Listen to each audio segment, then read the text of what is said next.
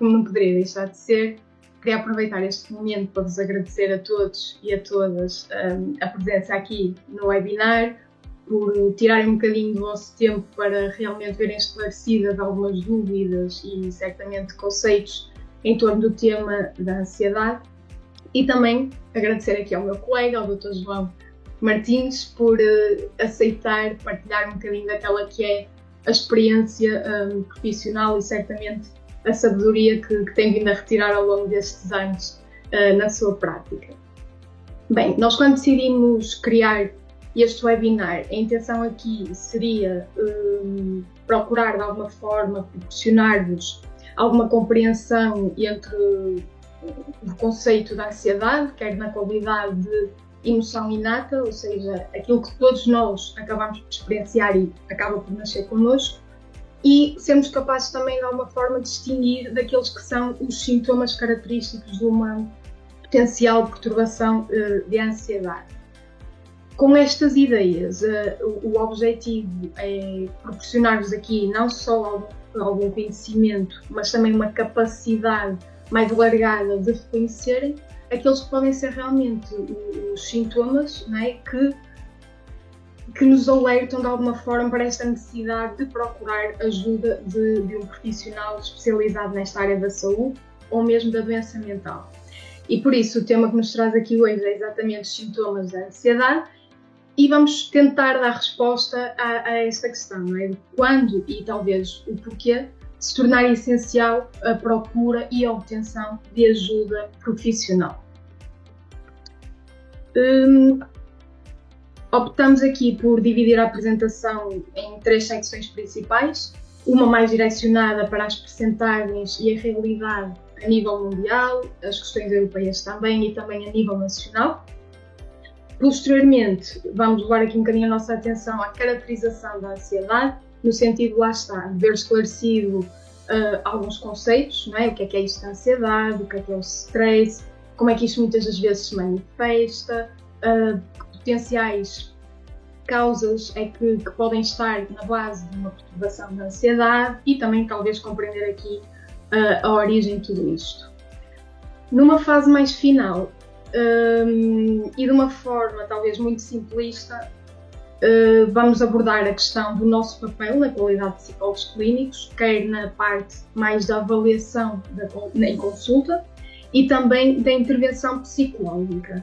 Eu queria desde já deixar só a nota de que o modelo que apresentamos aqui é com base na terapia cognitiva comportamental de segunda geração e também deixar a ideia de que, independentemente da abordagem clínica, o importante é realmente a pessoa procurar aqui algum tipo de apoio em determinadas fases de vida.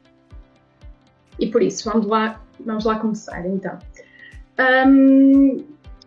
Os números, ou a realidade dos números, parecem ser assim um bom mote de partida para abordar estas questões relacionadas com a saúde mental, não é? Aquilo que propriamente temos a ideia ainda que não se vê, não é?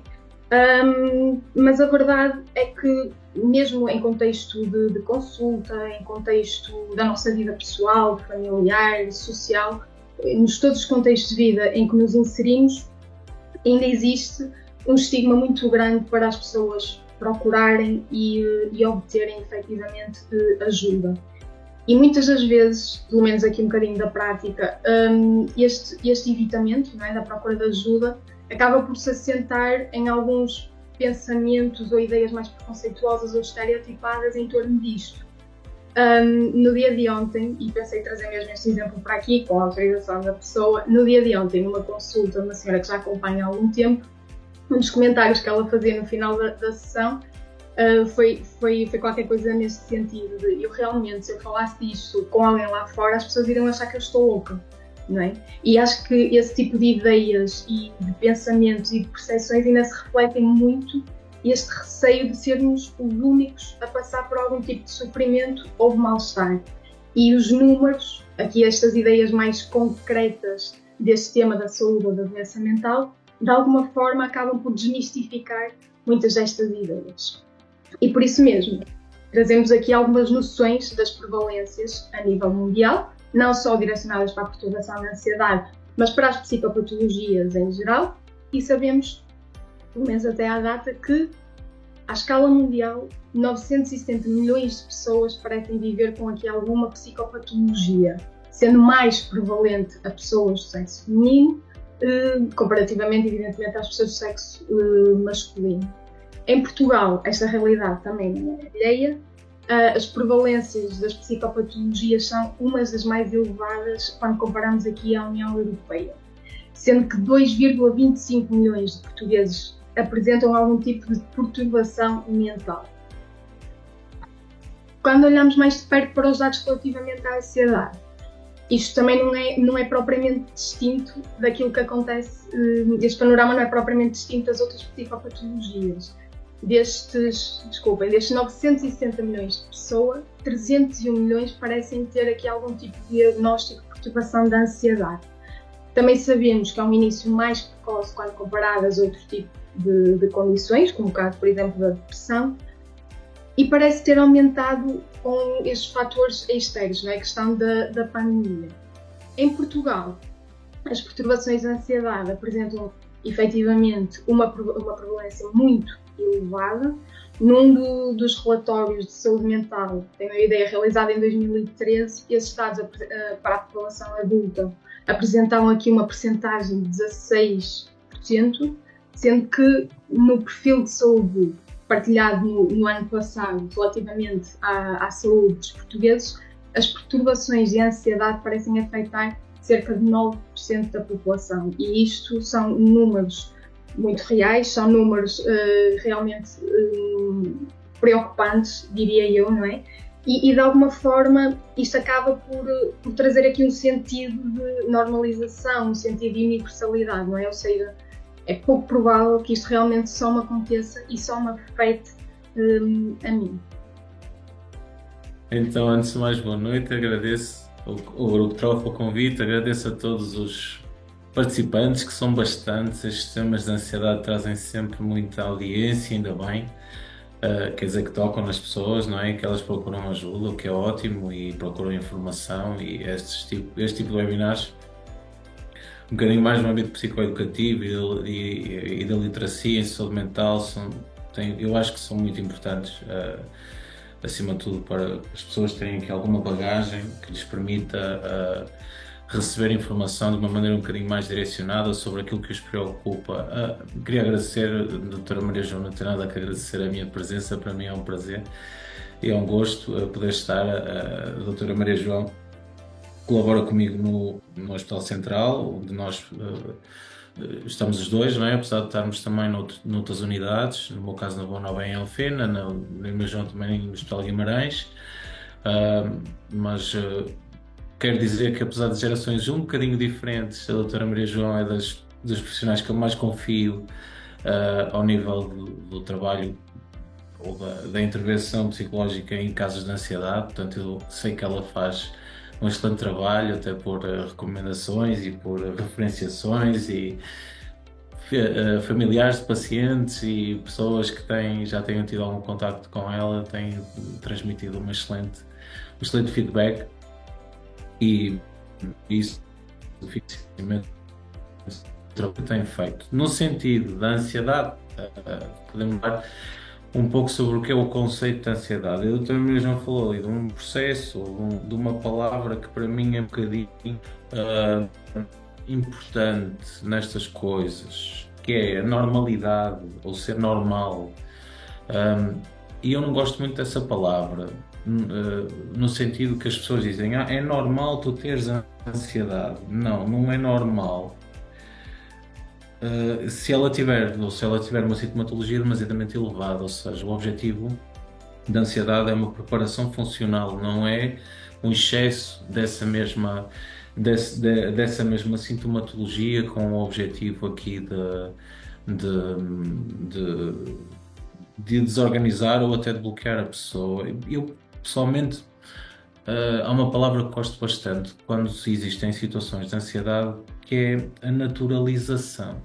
Eu gosto desta palavra porque faço alguns estímulos, ou faço algumas situações, ou faço alguns desafios que provocam stress no indivíduo, em alguns casos, ou na maior parte deles, é natural que essa pessoa tenha sintomas de ansiedade. Ok? Não é normal, porque se essa reação for em excesso, é uma situação anormal e, como é normal, precisa de ser trabalhada. Ok? Agora, é natural que o corpo, biologicamente falando, reaja de determinada maneira face a determinados eventos estressores e eventos que possam servir como uma espécie de um catalisador para a ativação de determinadas áreas do nosso organismo. Ok?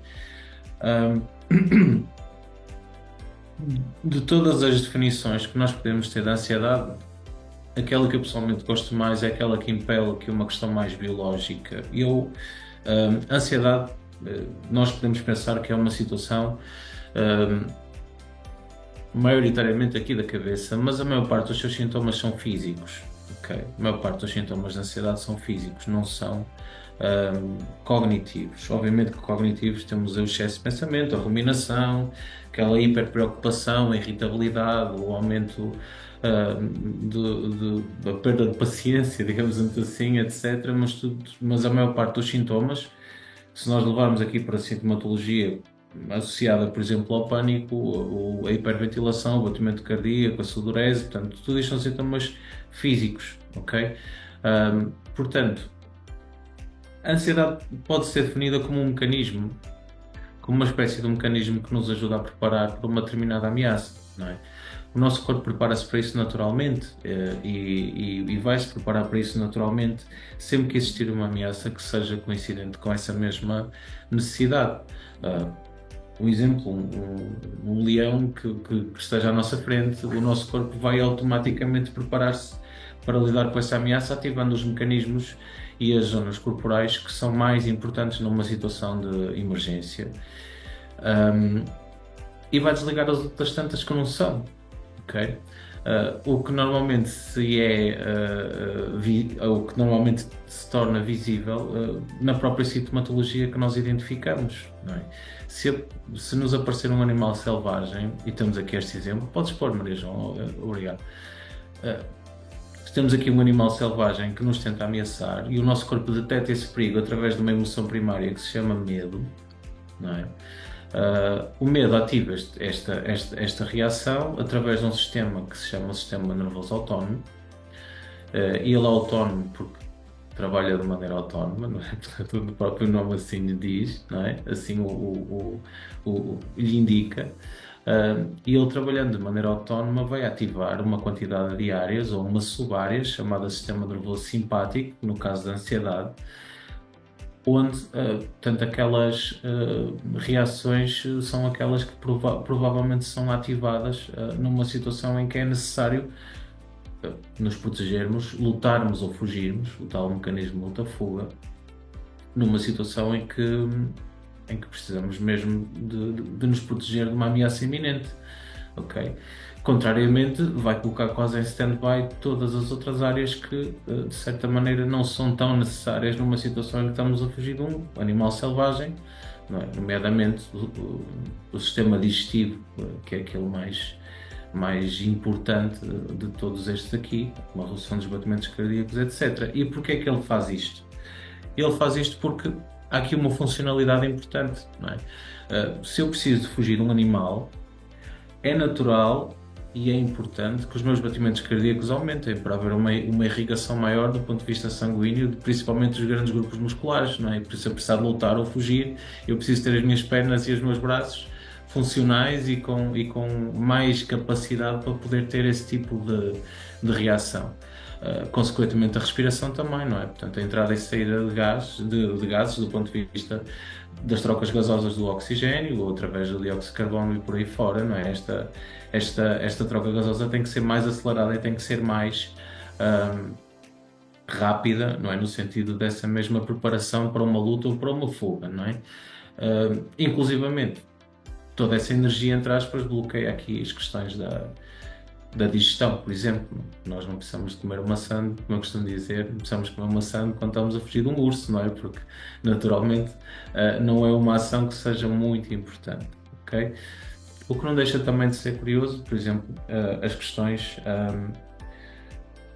de alguma disfunção erétil ou de alguns casos com disfunção erétil, por exemplo, nos homens, no caso, que tenham, por exemplo, uma perturbação de ansiedade, não é?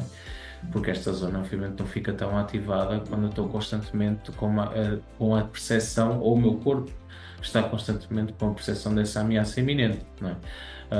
Da mesma maneira, notamos aqui às vezes bastantes problemas de estômago, digestão, problemas intestinais, obstipação ou então diarreia, ou seja, todo o sistema digestivo fica um bocadinho alterado, ou até bastante, depende do nível de sintomas de ansiedade, exatamente por causa aqui desta ativação mais de uma área de sobrevivência do que de relaxamento e de descanso, que não é isso que de certeza uma pessoa que tem ansiedade sente, não é?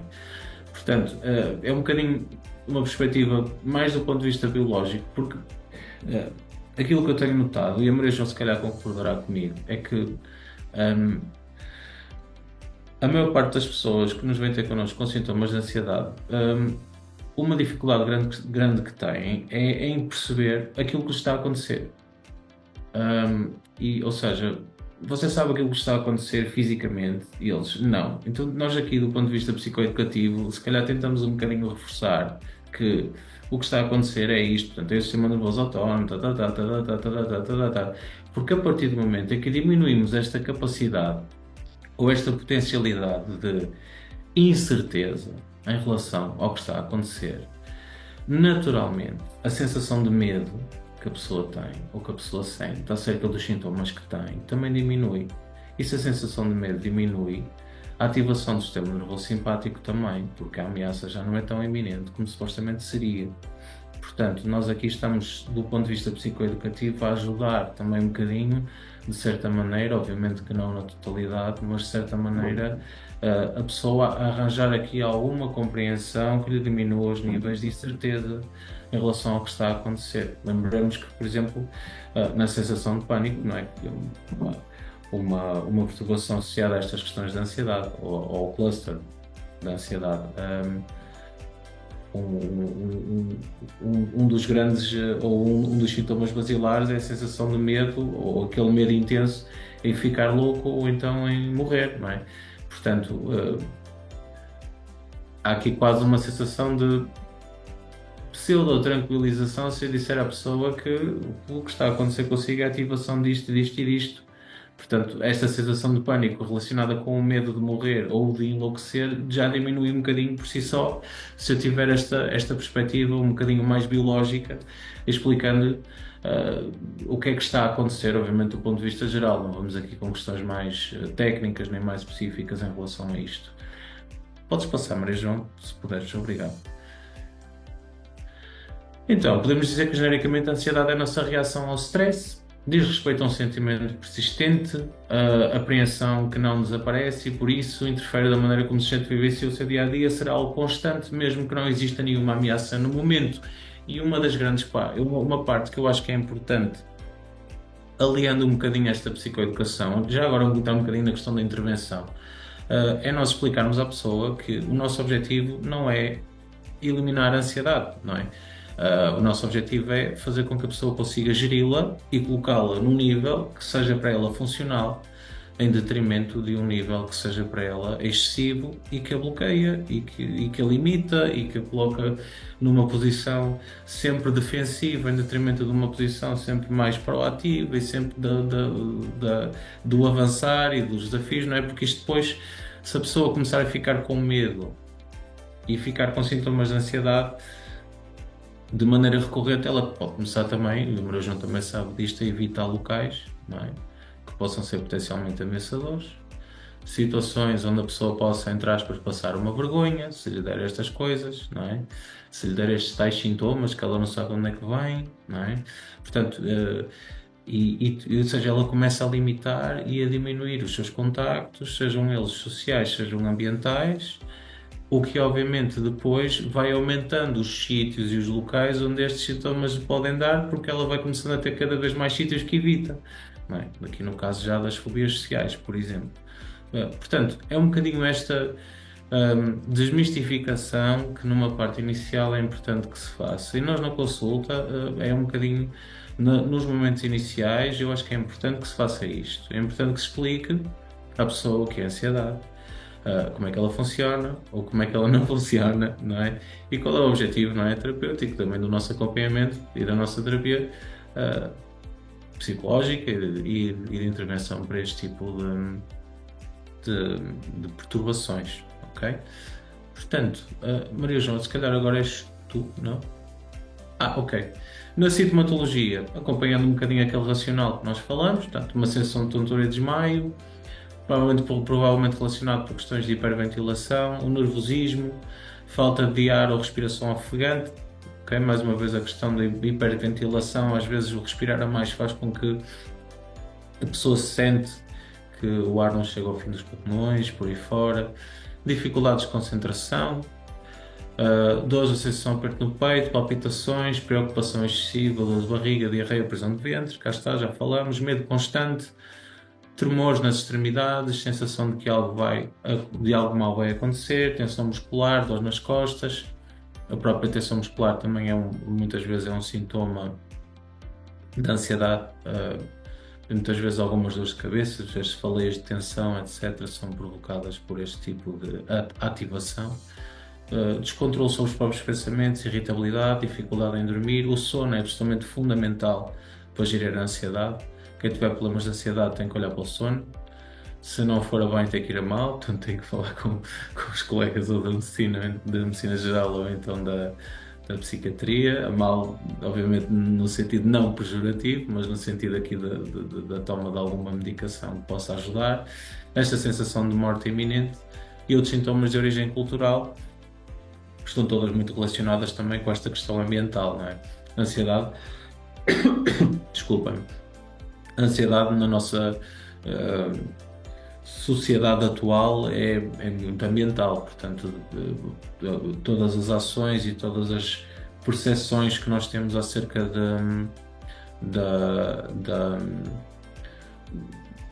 das necessidades e dos desafios que vamos tendo durante os nossos dias e durante as nossas semanas, muitas vezes servem como catalisador próprio deste tipo de sintomatologia. Nas causas, passaria para Maria João, por favor. Muito obrigado.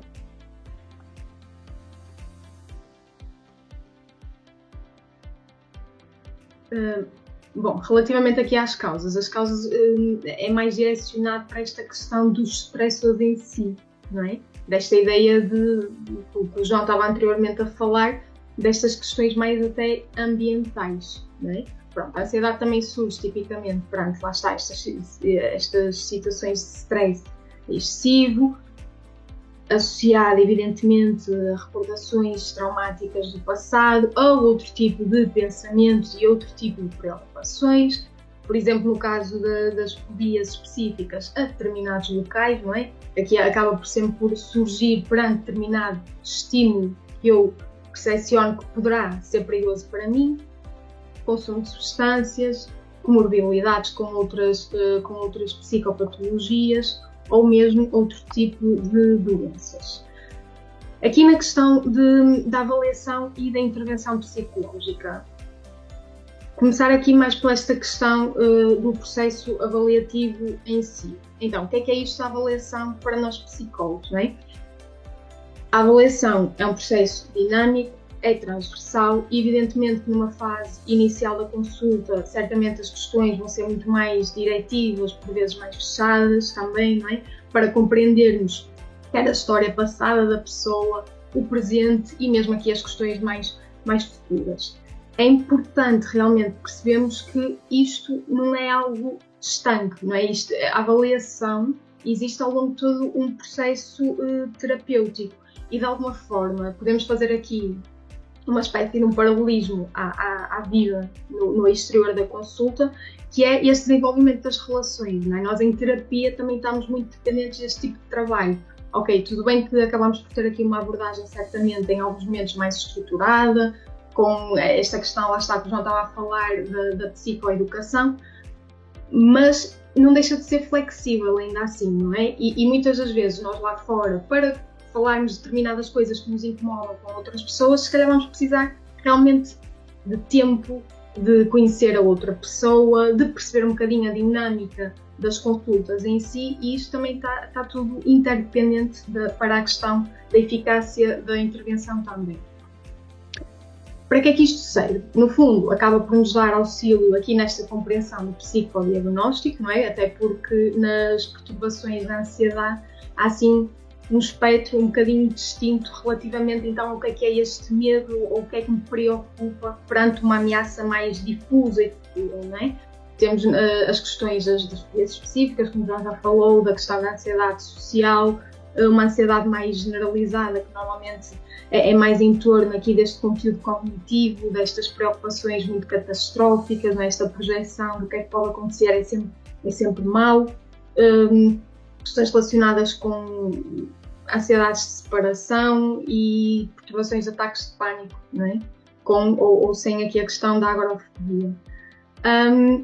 Também nos permite, numa fase inicial, com recurso a alguns instrumentos mais formais de avaliação, não é obrigatório, mas pode ser utilizado, depende um bocadinho da prática de cada profissional, criarmos aqui um plano de intervenção e também darmos aqui algum auxílio na monitorização, ou seja, desde o início, que evoluções é que a pessoa consegue perceber que está realmente a atingir. Em termos de procedimento, e isto aqui, mais uma vez, com base muito na experiência do dia-a-dia, grande parte das vezes as pessoas já chegam à consulta de psicologia com uma avaliação médica prévia. E isto é importante porque, como o João estava a explicar muito bem, a ansiedade, não é? É muito física, é muito sentida fisicamente e aqui é importante realmente existir uma intervenção multidisciplinar e complementar, até para sermos mais capazes de realizar aqui os despistes de potenciais causas orgânicas.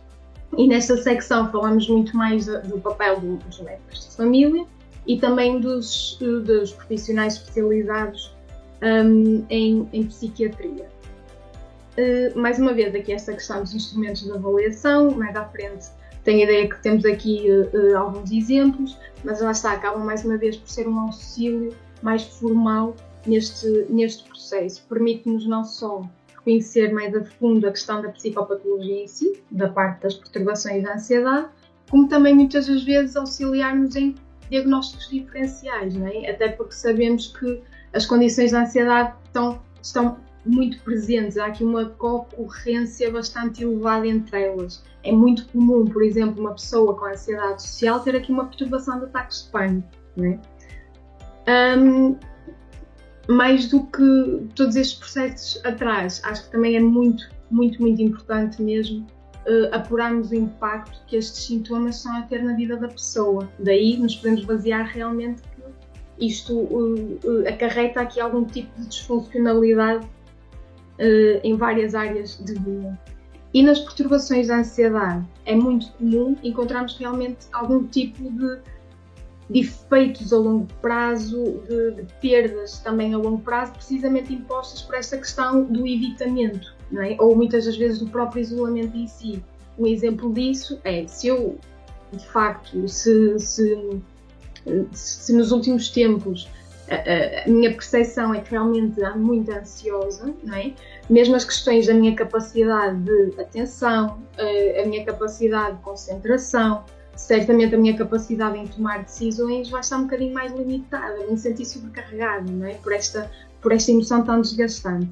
E isto traz impacto, não traz só impacto, pode ser a nível académico, a nível profissional, na minha percepção de bem-estar psicológico, e que nisto acaba por influenciar também a minha percepção de autoeficácia, não é? E acaba por ser aqui um bocadinho uma bola de neve, porque há aqui um pré e um pós, há uma comparação inerente a este desempenho, a estes sintomas.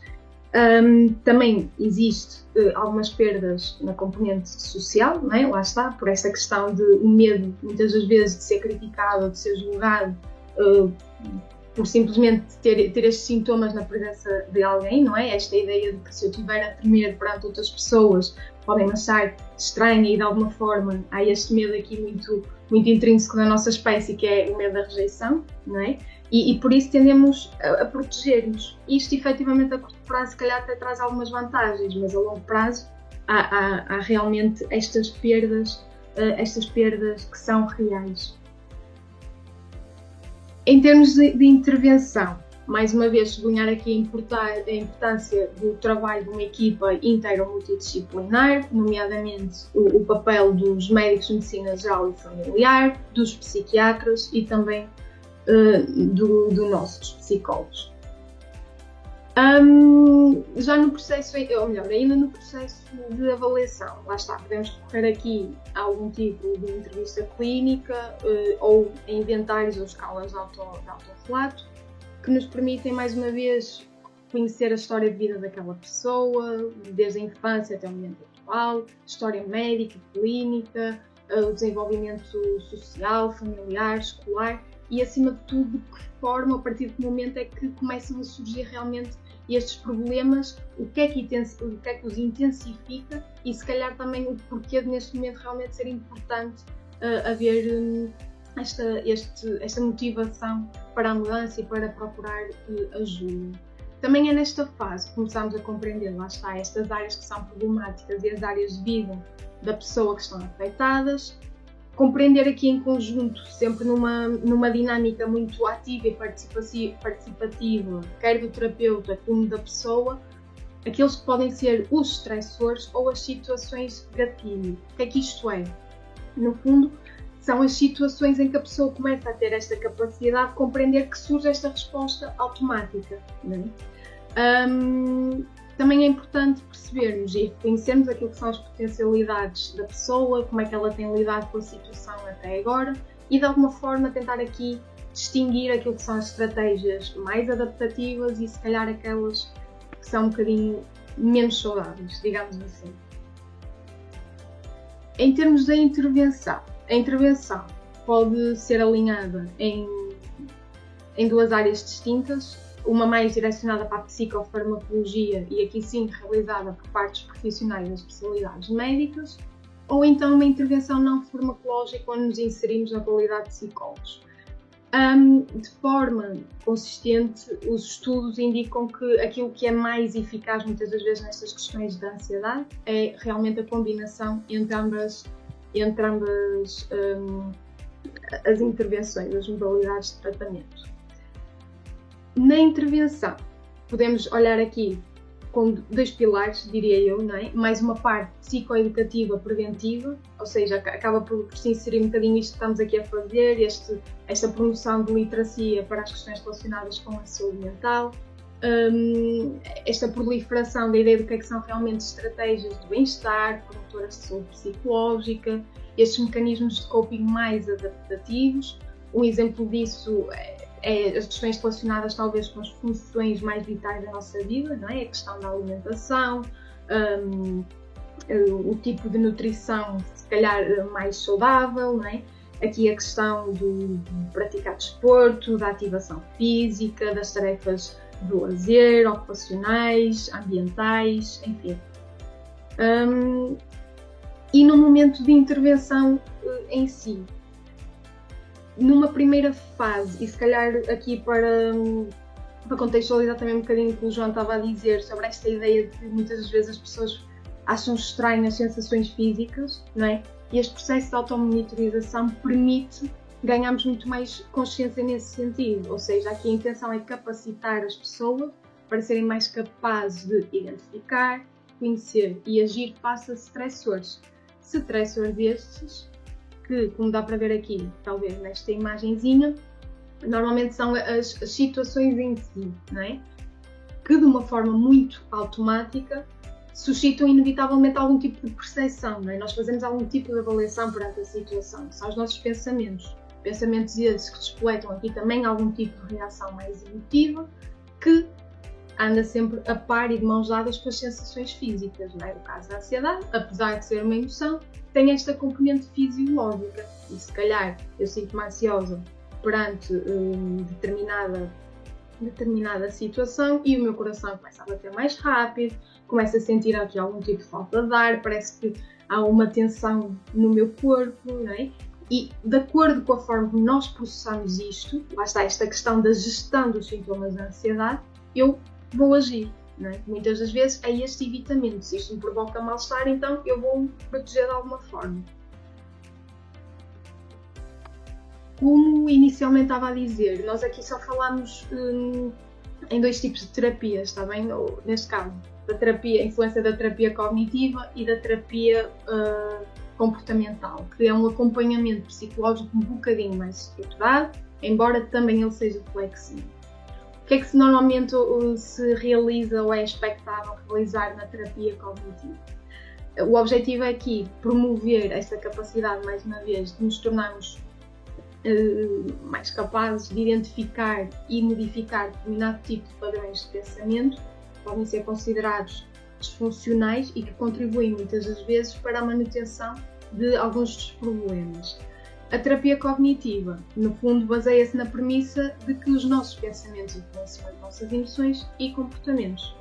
De uma forma complementar, surge a terapia comportamental, que foca muito mais na influência que estes comportamentos têm na experiência destas respostas emocionais. E aqui o objetivo passa por modificar o comportamento em si. Não é? E existem, aqui deixamos apenas a título de exemplo, algumas estratégias nas quais muitas das vezes nos baseamos para realizar esta intervenção.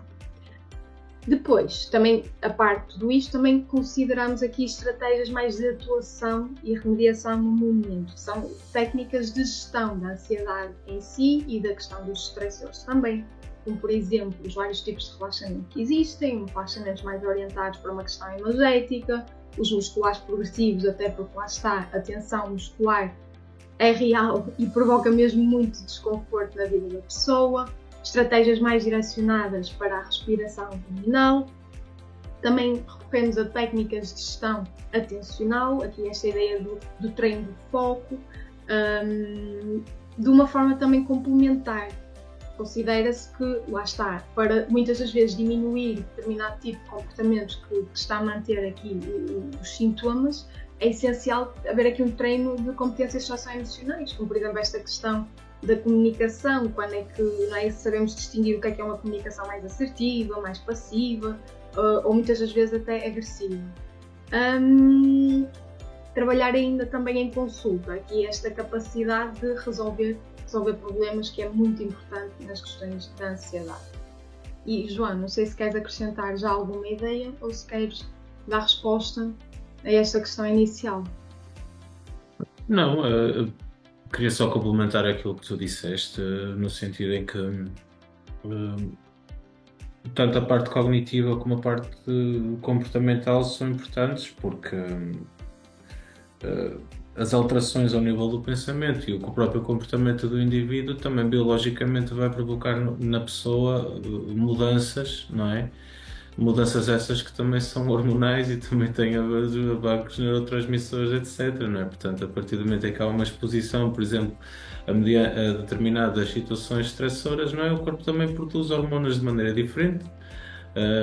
E essas hormonas depois também substituem de certa maneira aquelas que associamos mais ao stress, não é? Como ao cortisol e à adrenalina e por aí fora, não é? Portanto, falamos das endorfinas, da dopamina, dessas coisas assim, não é? Portanto, se a pessoa tem ansiedade e começa a fazer desporto, a produção de endorfinas, não é? Ajuda também de certa maneira a uma sensação de maior bem-estar, não é? Não é uma coisa só. Nós só não fazemos isto só porque nos apetece, não é, Maria João? Fazemos isto porque existe aqui de facto uma base científica muito sólida e biológica também. O objetivo aqui é um bocadinho biológico. Reforçava só aquela questão da terapia farmacológica e não farmacológica. O ideal é que haja uma complementaridade entre as duas. A evidência científica o que é que diz? Diz que em casos leves, a não farmacológica tem mais resultados. Em casos graves, a farmacológica tem mais resultados. E em caso médio, não é, que é o caso, se calhar a maior parte dos casos que nos chegam, uma combinação entre as duas é aquela que nenhuma das outras duas bate, uma combinação das duas. Portanto, esta evidência científica tem muita resistência e tem muita evidência, não é? Não sendo aqui redundante, mas é um bocadinho por isso que nós também aqui colaboramos, trabalhamos em equipa, e reforçava também um bocadinho esta questão da equipa, porque às vezes pode ser necessário encaminharmos algum colega ou algum paciente, no caso, para um colega mais especializado, não é? Se notarmos que a ansiedade surge de uma situação específica, de um trauma, por exemplo, nós podemos preparar ou ajudar o próprio paciente aqui numa referenciação para outro colega que seja mais adequado neste tipo de problemáticas, se eventualmente virmos que há aqui uma melhoria, não é, da própria intervenção e do próprio apoio que podemos dar a esse indivíduo, não é? Portanto, não só ao nível da própria psiquiatria com os colegas médicos, mas também pode ser necessário aqui um encaminhamento mais específico para colegas mais especializados, não é? Portanto, não sei se concordas com isso, mas Claro. por isso também aqui referenciar esta questão. No fundo é um bocadinho isso. Acho que fiz uma boa apresentação em relação a esta questão. Concordo contigo nestas vertentes todas. Portanto, nós trabalhamos já em equipa há muito tempo, portanto não tenho nada a apontar. 100%. Podes continuar. Sim. Falas isto, aqui desta questão de procurar ajuda, não é? Queres que aborde esta questão? É isso? Ok. Então, se puderes passar o slide para a frente. Claro. Ok. Portanto, quando é que devemos procurar ajuda? Quando a ansiedade é uma perturbação, não é? Portanto, o próprio nome assim o indica, não é? O que é que se chama uma perturbação da ansiedade? Porque é uma coisa que perturba, não é? O desenvolvimento e a naturalidade e o bem-estar do indivíduo, não é? A ansiedade, ficar ansioso é uma coisa absolutamente essencial, em grande parte, para grande parte também, desculpa a redundância, das funções que nós temos durante o dia, não é? Portanto, se eu e a doutora Maria Joana ficássemos ansiosos antes de vir para aqui, nós não conseguíamos canalizar, se calhar, a nossa concentração, as nossas energias, ter aqui foco para conseguir preparar a apresentação, não é?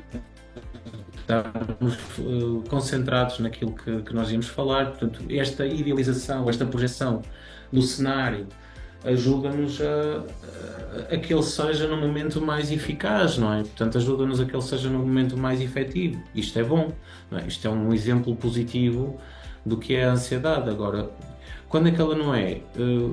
Quando é que ela não é tão útil? Quando ela efetivamente nos coloca numa posição mais desadaptativa, ou seja, quando ela é tão elevada que em vez de nos proteger e de nos preparar, nos bloqueia, não é?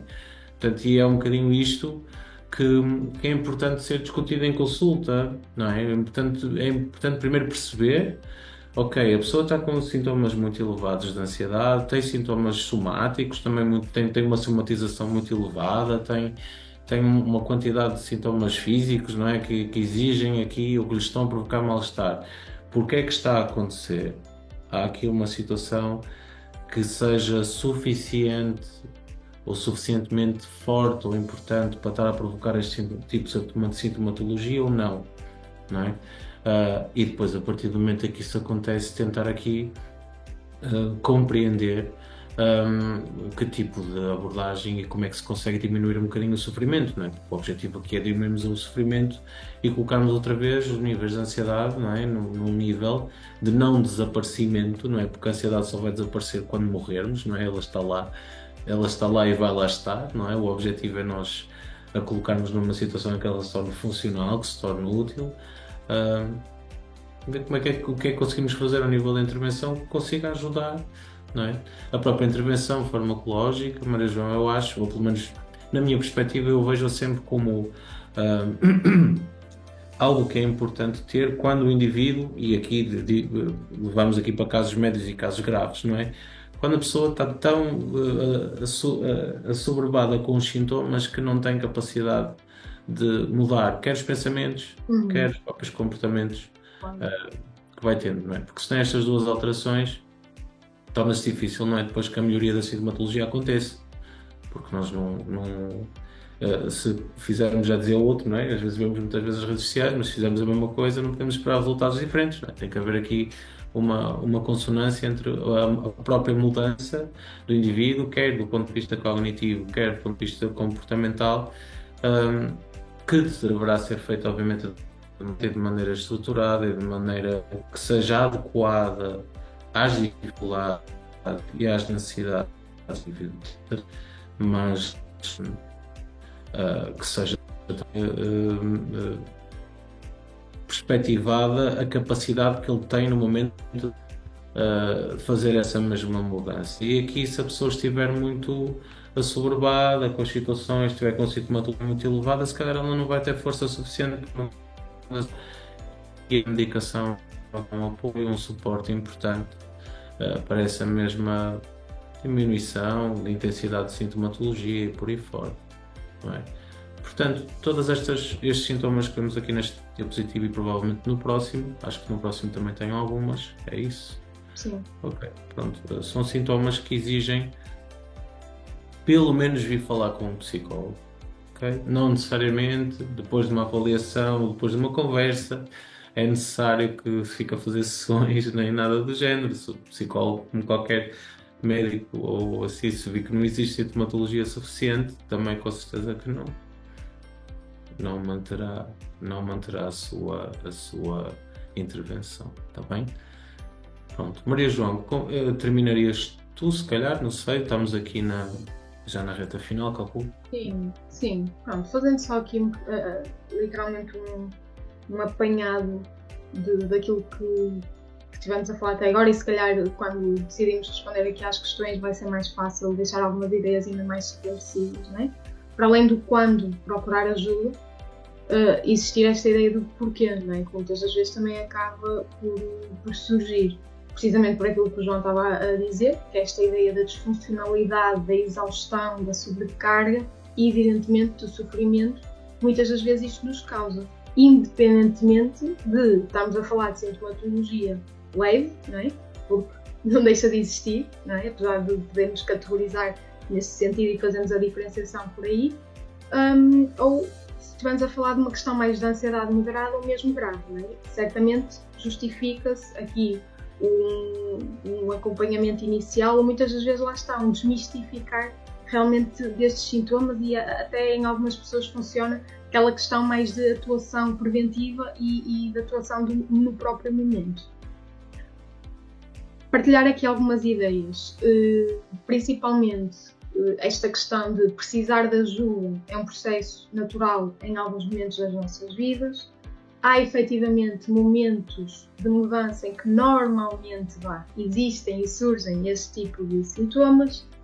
A título de exemplo, a questão de iniciar, sei lá, um novo curso na formação académica, o primeiro trabalho, uma situação de desemprego, um divórcio, um processo de perda, e não estou a falar necessariamente aqui de luto, mas às vezes de perda de percepção de papéis, não é? Passar a título de exemplo, de uma pessoa sem filhos para uma pessoa com filhos, ou seja, no fundo tudo aquilo que exija alguns mecanismos também de adaptação. Outra ideia extremamente importante é, efetivamente, quanto mais cedo nós procurarmos o apoio psicológico, mais eficaz será a terapia, não é? Não propriamente tanto pela questão da eficácia, mas acima de tudo por esta questão temporal, não é? Quando nós sabemos que se deixarmos estes sintomas ganharem espaço, o efeito aqui é uma bola de neve, não é? Podemos estar a falar de uma ansiedade de gravidade leve e, passado pouco tempo, isto intensificar e realmente os sintomas serem graves.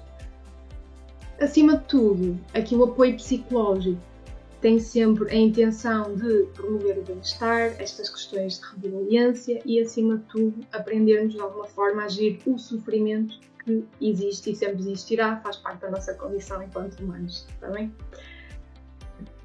Acho que terminaria assim e se calhar podemos passar para esclarecer algumas questões.